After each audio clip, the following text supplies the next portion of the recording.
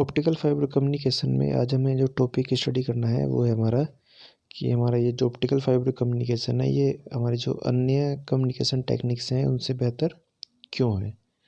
ये optical fibre communication से पहले आपने एनालॉग कम्युनिकेशन पढ़ा, डिजिटल कम्युनिकेशन पढ़ा, ठीक है। तो इन टेक्निक से ये इसमें क्या क्या आपके एडवांटेजेस होती हैं, ठीक है। तो इसके लिए आपको थोड़ा सा ये एक चीज़ पता होनी चाहिए कि भाई हमारे जैसे कोई भी क्या बोलते हैं कम्युनिकेशन सिस्टम है, तो कोई भी कम्युनिकेशन सिस्टम है उस कम्युनिकेशन सिस्टम से हमारी कितनी इन्फॉर्मेशन पास हो रही है, कितनी इन्फॉर्मेशन वो कैरी कर रहा है, वो बेसिकली हमारा डिपेंड करता है उसकी बैंडविड्थ पर।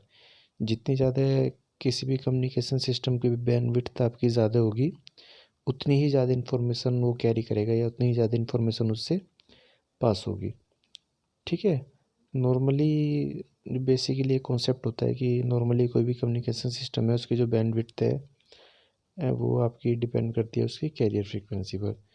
आप जितना भी मतलब सपोज कीजिए आप कैरियर फ्रीक्वेंसी जैसे कोई भी आपका कम्युनिकेशन सिस्टम है उसमें आपने 10 मेगाहर्ट्ज़ का सपोज कीजिए कोई कैरियर आप यूज़ कर रहे हैं वहाँ पर, ठीक है। तो उसकी जो बैंडविड्थ है वो इसकी 10% होगी।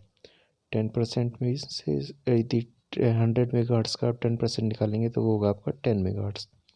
तो इसकी जो बैंडविड्थ है वो कितनी हुई आपकी 10 मेगाहर्ट्ज़ हो गई, ठीक है। यहाँ से हम बेसिकली कह सकते हैं कि बैंडविड्थ यदि हमें ज़्यादा करनी है तो कैरियर फ्रीक्वेंसी की हम क्या करेंगे, ज़्यादा कैरियर फ्रीक्वेंसी होनी चाहिए, और कैरियर फ्रीक्वेंसी ज़्यादा होगी उतनी ही ज़्यादा क्या होगी उससे इंफॉर्मेशन ज़्यादा पास होगी, मतलब उसकी इंफॉर्मेशन कैरिंग कैपेसिटी है वो क्या होगी, बढ़ जाएगी। ऑप्टिकल फाइबर कम्युनिकेशन की यदि हम बात करें तो ऑप्टिकल फाइबर कम्युनिकेशन में क्या होता है हमारा कि जो फ्रीक्वेंसीज़ हम बेसिकली यूज़ करते हैं वो 10⁻14 हर्ट्ज़ से लेके 4 × 10⁻14 हर्ट्ज़ की रेंज में होती हैं, ठीक है। मीन्स ये आपकी जो माइक्रोवेव है उनसे भी हाई फ्रीक्वेंसीज़ के सिग्नल होते हैं, ठीक है। तो हम यदि हम प्रैक्टिकली देखें तो जो माइक्रोवेव कम्युनिकेशन की यदि हम बात करें और एक ऑप्टिकल फाइबर कम्युनिकेशन की हम बात करते हैं, तो ऑप्टिकल फाइबर कम्युनिकेशन एक माइक्रोवेव कम्युनिकेशन से 10,000 गुना अधिक इसकी कैपेसिटी होती है।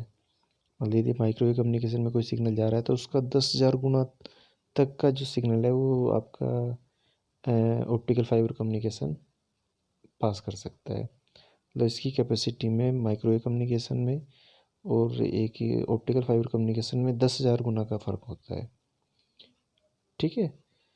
तो यदि हम बात करें कि भाई हमारा जो जो लेटेस्ट अभी जो हमारा टाइम चल रहा है या हमारा जो फ्यूचर वाला टाइम है उसको यदि हम देखकर बात करते हैं तो हम ये इजीली बोल सकते हैं कि भाई हमारा जो ये ऑप्टिकल फाइबर कम्युनिकेशन है ये हमारे आने वाले टाइम में जो भी हमारी एक्सपेक्टेशन होंगी या जो भी हमारी उम्मीदें होंगी या जो भी आपकी टेक्नोलॉजीज आएंगी उसके लिए जो टेक्नोलॉजी है ये क्या आपकी बेस्ट टेक्नोलॉजी है। मतलब हमारी फ्यूचर में जो भी हमारी यूजेस होंगे या भविष्य में जो भी हमारी आवश्यकताएं होंगी उन आवश्यकताओं को ये क्या कर सकता है, आराम से पूरा कर सकता है। प्रेजेंटली तो कर ही रहा है कि भाई अभी हमारी जो भी आवश्यकता है अभी उन सबको ये पूरा कर रहा है, लेकिन आने वाले टाइम में भी जैसे आपके यूज़र्स बढ़ेंगे या आपकी टेक्नोलॉजी एडवांस होंगी वहाँ पर भी उसकी भी जो रिक्वायरमेंट्स हैं उस सारे रिक्वायरमेंट को ऑप्टिकल फाइबर क्या कर सकता है, पूरा करने में सक्षम है, मतलब उनको पूरा कर देगा ये।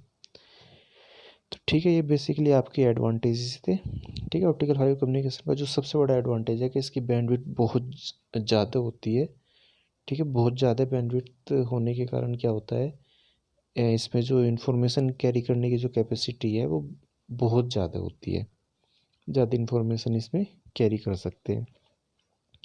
अब यहाँ पर एक क्वेश्चन आपका ये भी उठता है कि भाई जो हमारा जो पास्ट जो टाइम था वहाँ पर हम ऑप्टिकल फाइबर क्यों यूज़ नहीं कर पाए थे, जैसे जैसे जैसे टेक्नोलॉजी एडवांस होती जा रही है तो ऑप्टिकल फाइबर आपका यूज़ हो रहा है, तो पास्ट टाइम में ऐसा क्यों नहीं होता था, ठीक है। तो इसके बेसिकली दो रीज़न है।